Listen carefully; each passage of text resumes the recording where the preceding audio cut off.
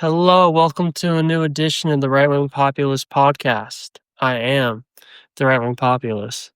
So today I want to talk about the new revelations that have been brought to us by Tulsi Gabbard regarding Russiagate.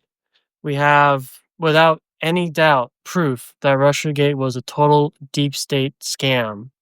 We've always sort of known it. I've talked about it on this podcast before, but these new revelations just, there's no doubt now. Russiagate was a scam to try to undermine and eventually overthrow the duly elected president, Donald Trump. Again, we had known this for a while, even without direct proof. For those, there's this very famous, well, not famous, I should say, this very well done documentary called The Plot Against the President. And that documentary detailed how people in the Obama administration were trying to undermine Trump before he got into office and even when he was in office. That's a big reason why Kash Patel became famous among the right, was because he played a big role in in uncovering what the Obama administration had done to Trump. And that's partly why he's the FBI director now, and he was featured heavily in this documentary. But I'm going to play you a clip of what Tulsi Gabbard, the head of national intelligence, how she describes these new revelations, and I'll read you some information about it. That it doesn't just affect Democrats or Republicans. It's not a Democrat or Republican issue. This is an issue with such significant impact that it should concern every American because it has to do with the fabric and integrity of our democratic republic. And we had a situation here where in the months leading up to the 2016 election, the intelligence community assessed, and this is the documents detail, the intelligence community assessed essentially Russia doesn't have the tools, the capability, or the intent to try to change the outcome of the U.S. presidential election. Donald Trump pulls off a historic victory against Hillary Clinton in November of 2016. Even in the days after that election, the intelligence community continued their consistent assessment that reflected the same thing in the months leading up to the election. All of a sudden, in the early days of December, there was a president's daily brief that was drafted. This is put together by the different elements of the intelligence community that reflected that same assessment. Russia did not try to hack the election, in essence. That PDV, that document, was pulled hours before it was supposed to be published for the president to see that following morning. That document was never published until we released it yesterday. One day later, President Obama calls a meeting of his National Security Council, his top officials, to be held on what they called a sensitive topic. And the results of that meeting, which we released yesterday, these over 100 documents that talk about in detail how President Obama and his team, he directed a manufactured piece of intelligence that detailed not if, but how Russia tried to Influence the election. That's what she goes on to say there. Now, a couple things. Number one, I always suspected Obama played a bigger role in Russiagate than had been publicly known, because there were just too many people who were part of his administration that we did know was involved in trying to set Trump up as a Russian traitor.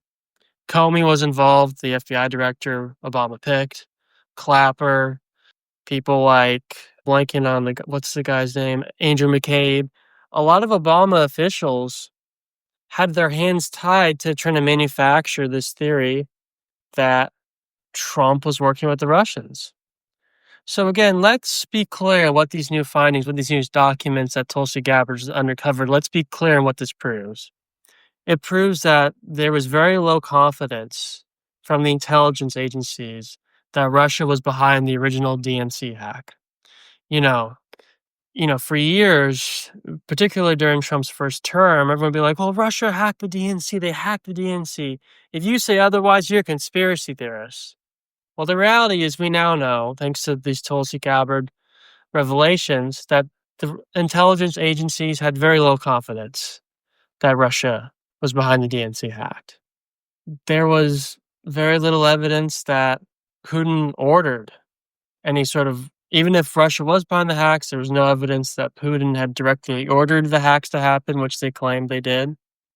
And remember this, peop there were leaks that were I mean, here's what makes this so incriminating and terrible. As Tulsi said, there were memos drawn up shortly after the 2016 election from the rank and file of the intelligence agencies, making it clear that Russia did not have the ability or the intent to hack the 2016 election. Obama doesn't like that finding, so he calls a new meeting with the other key players of these agencies, Clapper, Brennan, Comey, and then they create a new memo to try to make it look like not only did Russia interfere in the 2016 election, but Trump was cooperating with them. That's what happened here. And it's disgusting.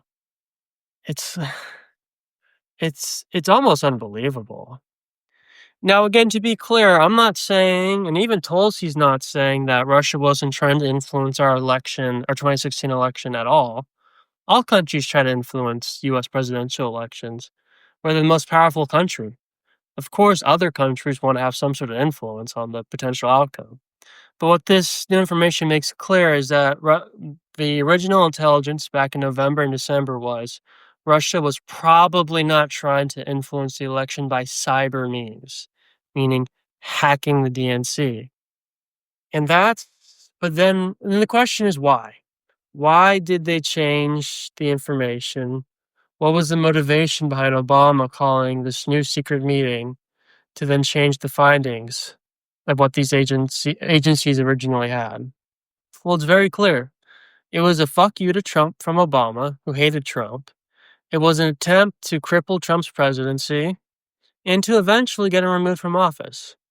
That's why there's constant leaking from the intelligence agencies during the first 2-3 years of Trump's term. It was all to try to build this momentum that Trump needs to be thrown out of office because he's a Russian traitor. And, at the end of the day, there was never any there, which is why even the Mueller investigation had to conclude that there was no collusion. But then they tried to make it about obstruction and all that nonsense. It didn't go anywhere. But the reality is, Russiagate was an attempt by Obama and his administration to cripple a presidency and to have it overthrown through undemocratic means. So when Tulsi says it was treason or implies it was treason, well, not legally it's the case, because for it to be legally treason, you have to be working with an enemy of the United States that we've declared war with, and obviously that's not what happened here. But from a colloquial standpoint, it was clearly treasonous conduct, worse than what Nixon did. What Nixon did is peanuts compared to what Obama and his crew did to Trump. They lied to FISA warrants to spy on the campaign. They manufacture intelligence to try to incriminate Trump and Russia. And then you have Obama's cronies, the leftovers after Trump took office, the Obama people he didn't remove, people like Comey, people like McCabe. You had those people who were then trying to get Trump thrown out of office early, get him impeached for being a traitor. And they were leaking everywhere to all these outlets to try to create the momentum. That's what happened here. So now the question is, from a lot of Trump supporters, is there going to be any prosecutions for this new evidence?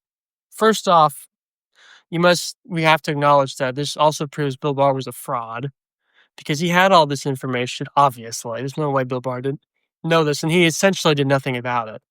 Bill Barr appointed a special counsel, the Durham special counsel, that investigation. That didn't go anywhere.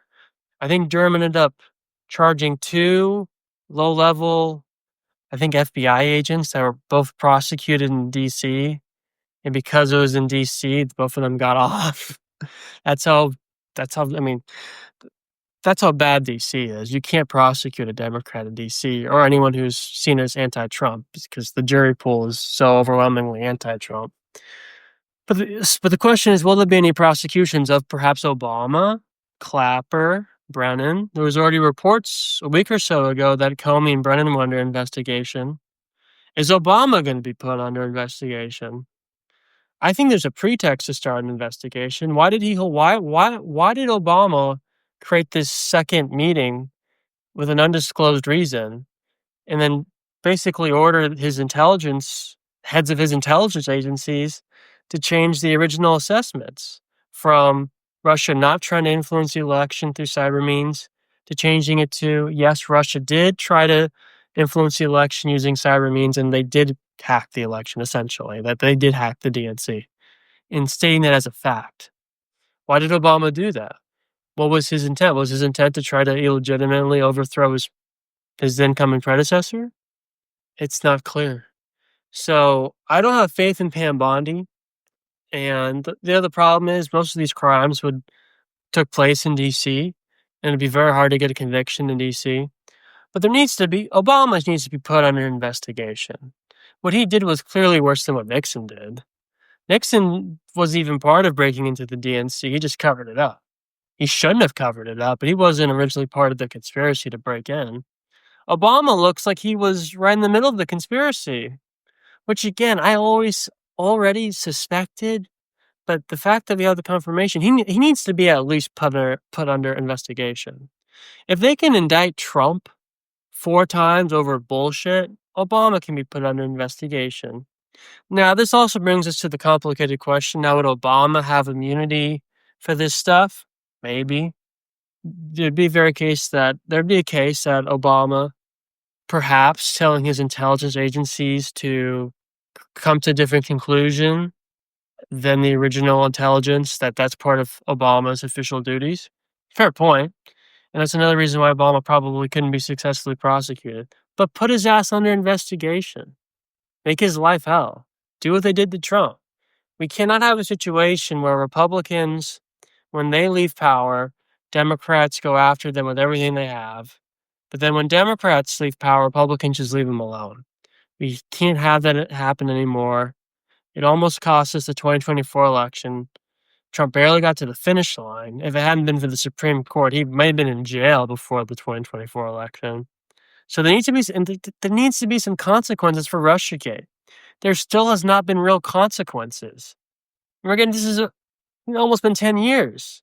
Statute of limitations are coming up. Get moving, Pam Bondi. Get moving, Kash Patel. We need accountability. And hopefully it's coming. I don't have the greatest confidence in it, but we'll see.